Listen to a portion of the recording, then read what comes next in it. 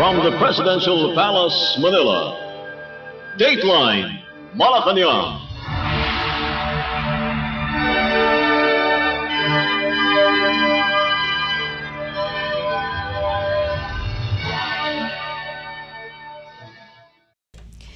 Good day, this is Dateline Malacañang, and here are the news.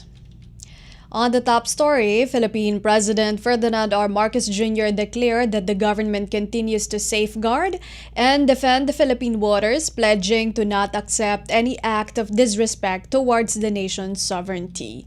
While attending the 127th anniversary celebration of the Philippine Navy, or PN, at the Naval Operating Base Subic in Zambales, President Marcos reiterated the Philippines' dedication to being a responsible member of the global community that addresses issues through diplomacy and adheres to established principles under international law. President Marcos praised the Navy personnel for acting as peacekeepers both on land and at sea, demonstrating strength in the face of regional tensions and remaining committed to safeguarding the nation's maritime rights with honor and bravery. The Commander-in-Chief expressed his administration's firm determination to achieve its objective of creating a future-ready and modernized Armed Forces of the Philippines, or AFP. During the anniversary celebrations of the Philippine Navy, or PN, President Marcos presided over the naming and commissioning of two new naval vessels, the BRT Miguel Malvar and the BRP Albert Mahini, to prepare Navy personnel for more intricate and effective operations that support the nation's interests. The Chief Executive indicated that ongoing modernization initiatives would provide the PN with the essential skills, knowledge, and equipment necessary for safeguarding Philippine territory. President Marcos emphasized that the government's investment in responsive and up-to-date assets and systems as part of the AFP modernization program's Horizon 3 aims to ensure that the PN remains a formidable force in the region. We stand firm. We will never tolerate any act of disrespect against our sovereignty. We will continue to safeguard our maritime zones and exercise our maritime entitlements in accordance with international law. Wala tayong isusuko, wala tayong papapabayaan. We reaffirm our commitment to being a responsible member of the international community, engaging in all matters diplomatically and upholding the established principles under international law. This obligation is reflected in our proactive and sustained engagement in international defense and security efforts. We also continue to actively participate in various exercises such as the Balikatan, Sama-Sama, Rim of the Pacific, and multilateral naval exercises, Kakadu. We have likewise conducted staff-to-staff talks with other nations, and we have hosted the ASEAN Defense Ministers meeting experts working group on maritime security. All of these are aligned with our broader efforts to foster cooperation and to maintain peace, both within our borders and across the region. In line with these endeavors, this administration remains resolute in its agenda of a future-ready and modernized armed forces of the Philippines. What we witnessed during the commissioning ceremony of the Navy's two newly acquired vessels, the BRP Miguel Malvar and the BRP Albert Mahini, is a Philippine Navy that is modernizing, that is evolving, and is ready to conduct more complex and effective operations in promoting the country's national interest. Through the AFP modernization program, especially through Horizon 3, we are investing in responsive and up-to-date assets and systems to ensure that our Navy remains a formidable force in the region. More than just acquiring new equipment, this modernization is also about empowering the Philippine Navy with the necessary skills, knowledge, tools, and sustainment that would safeguard us, beginning with the groundbreaking at Naval Station Nabasan and continuing with Chiquita and Grande Islands. We are also establishing the Naval Support Base in Misamis Oriental so that Sangli Point can be devoted to other uses. These efforts form part of our strategy to bolster our national defense. Philippine President Ferdinand R. Marcos Jr. Dateline Malacañang. In January, the Department of Budget and Management, or DBM, initiated a budget preparation process for 2026 with the National Budget Call Forum signaling the official commencement of the preparation phase for the National Expenditure Program, which details the President's proposed budget for the upcoming year. The projected spending level for fiscal year or FY 2025 is informed by the government's medium-term fiscal framework, estimating a budget of nearly 7 trillion pesos. The Development Budget Coordination Committee, or DBCC, is set to convene on May 26 to confirm and reveal the official budget ceiling, which will be contingent on revenue forecasts from the Department of Finance, or DOF, the Bureau of Internal Revenue, and the Bureau of Customs. After finalizing the budget ceiling and proposed programs, the DBM, along with the DBCC, or DOF, and the Department of Economy, Planning and Development will meet with President Marcos to discuss key projects, particularly those aligned with the administration's priority objectives. DBM Secretary Amena Pangandaman has stressed that open governance should not be seen merely as an advocacy campaign, but as a fundamental element of a bagong Pilipinas, or new Philippines. She has encouraged advocates of open governance to participate in efforts to promote government transparency and stability, thereby protecting democratic principles. Secretary Pangandaman, who is also the chair of the Philippine Open Government Partnership, or PHOGP, has committed to advancing the Freedom of Information, or FOI, bill towards becoming law. She noted that the DBM has conducted a series of roundtable discussions with government bodies, civil society organizations, or CSOs, academic institutions, and private sector representatives to facilitate the passage of the FOI bill during the 20th Congress.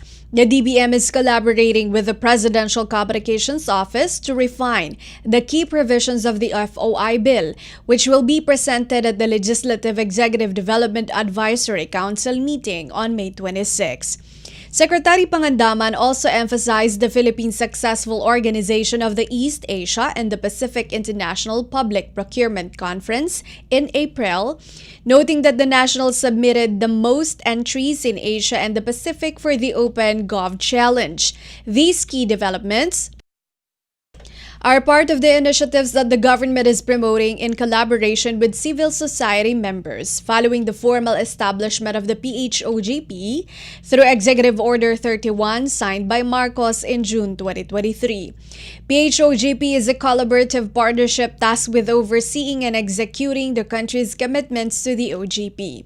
Swati Mehta, the OGP regional lead for Asia and the Pacific, stated that institutionalizing the PHOGP represents a significant advancement in ensuring government transparency, participation, and accountability. Interior Secretary John Vic Remulla also underscored the importance of having advocates for local governance.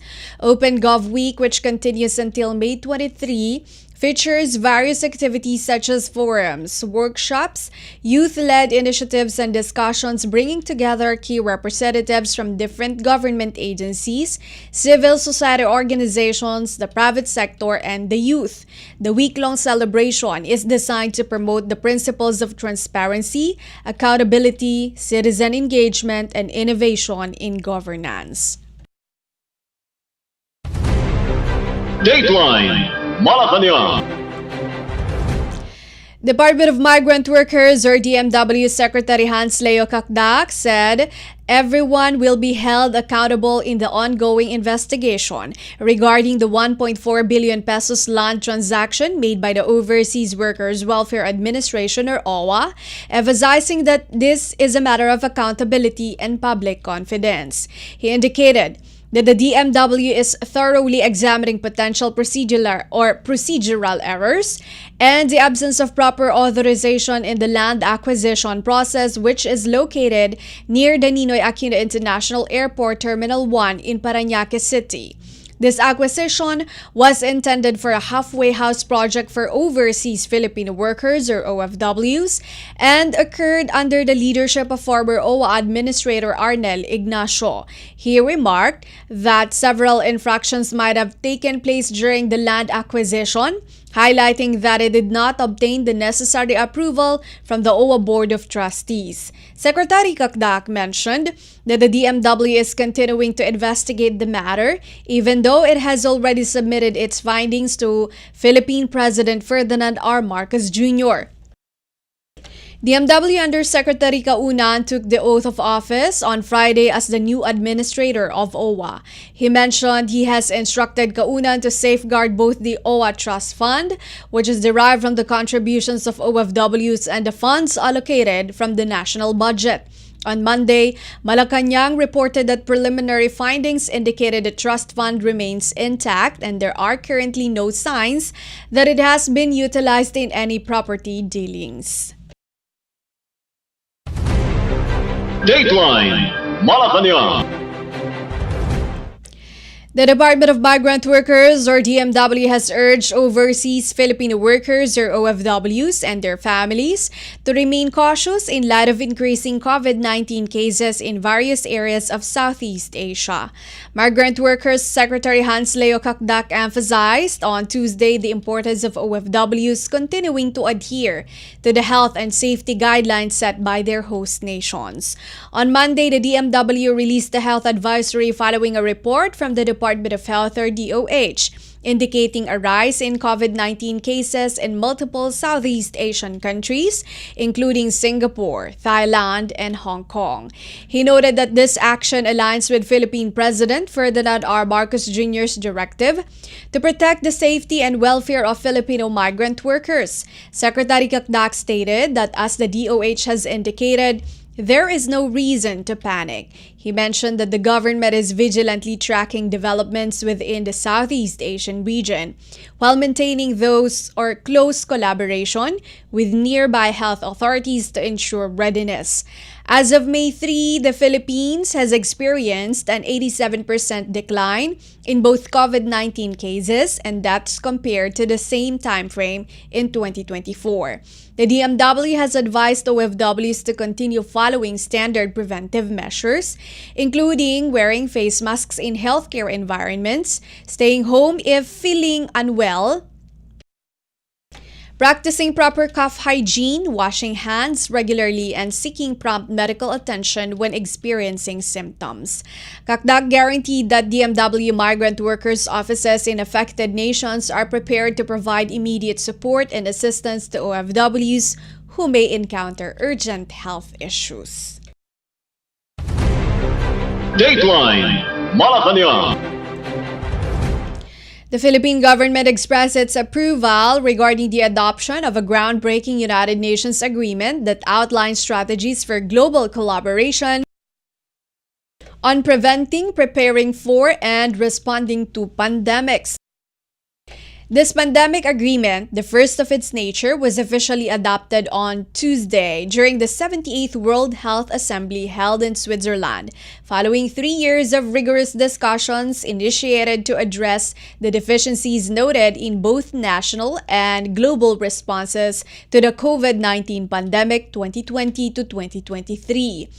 Teodoro Herbosa, the Secretary of the Department of Health and President of the World Health Assembly, emphasized that the accord enables nations to leverage the insights gained from the COVID-19 pandemic to ensure that future generations are better equipped in the event of a new pandemic.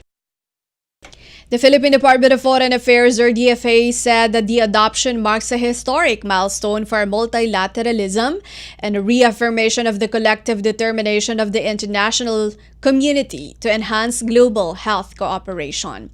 Manila played an important role in the talks as a co-facilitator for various articles, aiding in the coordination of the Group for Equity, which consists of over 30 member states and consistently advocating for equity, inclusivity, and the interests of developing nations in pandemic preparedness, prevention, and response. The Philippines also advocated for crucial provisions aimed at promoting and safeguarding the rights of healthcare professionals. Key components of the agreement include commitments regarding pandemic prevention and surveillance, pathogen access and benefit sharing or PABs or PABs, access to health products relevant to pandemics, technology transfer, and research and development. The efforts of World Health Organization or WHO member states will persist through the Intergovernmental Working Group, which aims to finalize the annex on PABs. If the Assembly adopts the PABs annex next year, the pandemic agreement will then be available for signature and consideration for ratification by national legislative bodies. The agreement will take effect after it receives 60 ratifications. The DFA said that the Philippines will persist in its contributions to this initiative, aiming to create a just and effective agreement that will strengthen global health security and support health for everyone.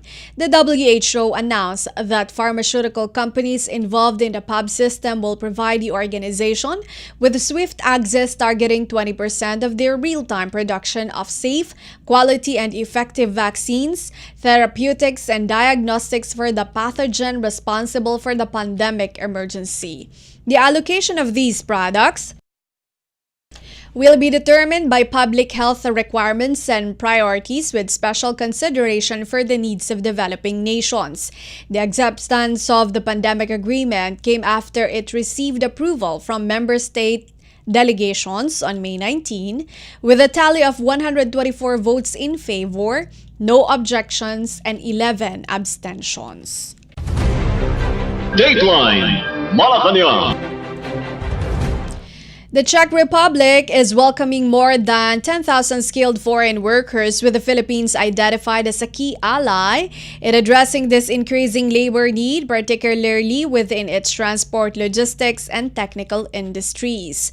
During the Philippine-Czech Republic Friendship Week event held at the Department of Migrant Workers or DMW headquarters in Mandaluyong City, Czech Ambassador Karel Hejcik announced that their government has established an annual quota of over 10,000 work visas for Filipinos.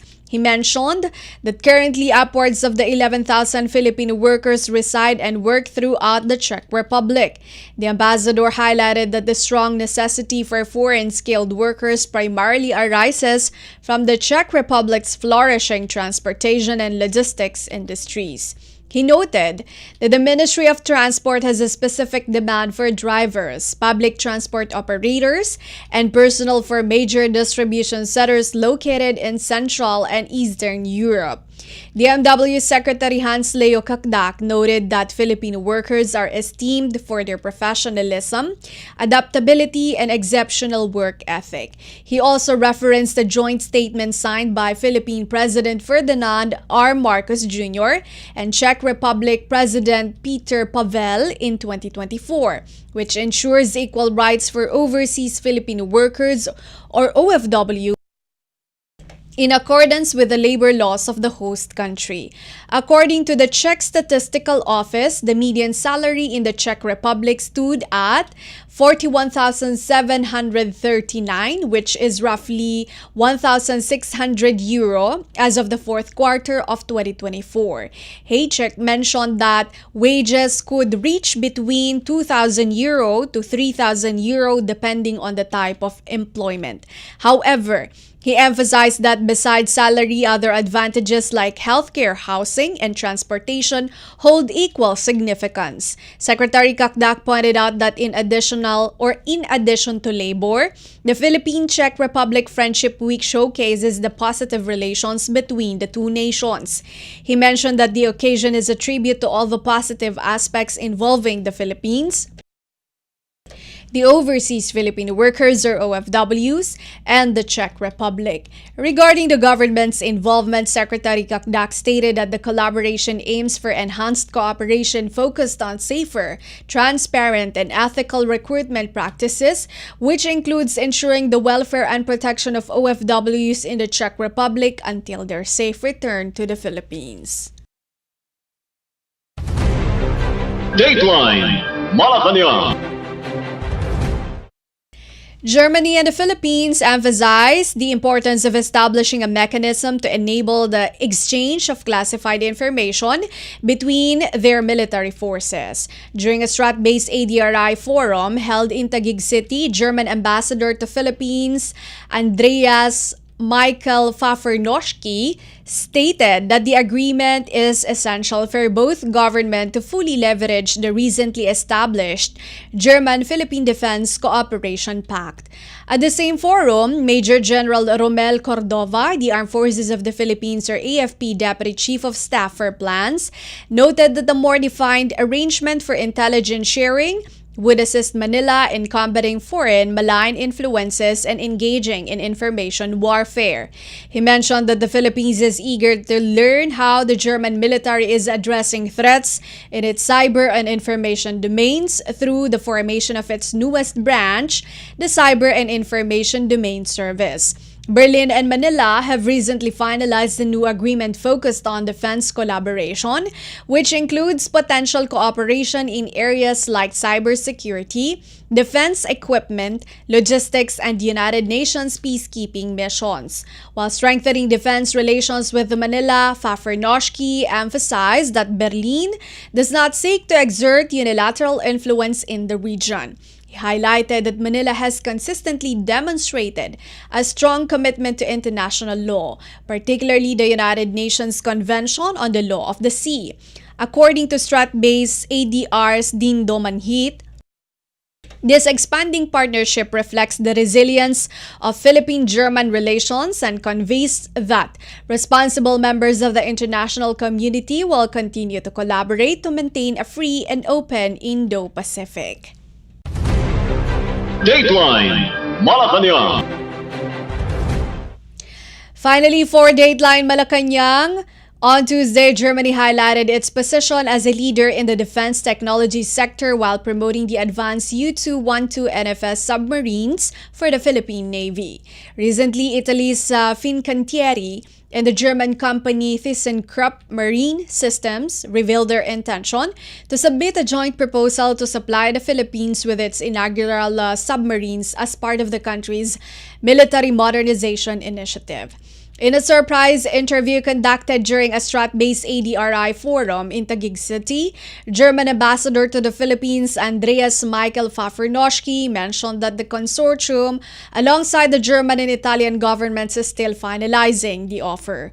According to Fincantieri, the U-212 NFS, which is nearly undetectable, is a development of the HDW-class U-212A submarine, boasting low acoustic, magnetic, and visual signatures that enhance its stealth capabilities. If Manila proceeds with the purchase of the submarine, the Italian company stated that the Philippine Navy would achieve a considerable strategic advantage, owing to the air-independent propulsion or AIP technology, which was first introduced in the U-212A and is now incorporated into the U-212 NFS. Christian Wirth, an associate in the Asia Division at the German Institute for International and Security Affairs, noted that acquiring German-made submarines would enhance collaboration akin to the relationship between Singapore and Germany. In February, General Romeo Bronner Jr., the Chief of Staff of the Armed Forces of the Philippines or AFP, said that the government plans to purchase a minimum of 2 submarines as part of the AFP Horizon 3 program. Germany and the Philippines have recently finalized arrangement concerning defense cooperation, with Fafernoschke indicated would further strengthen training, collaboration, and increase visits from German ships to the Philippines. Dateline Malacañang. And that concludes this edition of Dateline Malacañang for Radyo Pilipinas World Service. This has been Bea Gaza-de Guzman. From the Presidential Palace, Manila, Dateline Malacañang.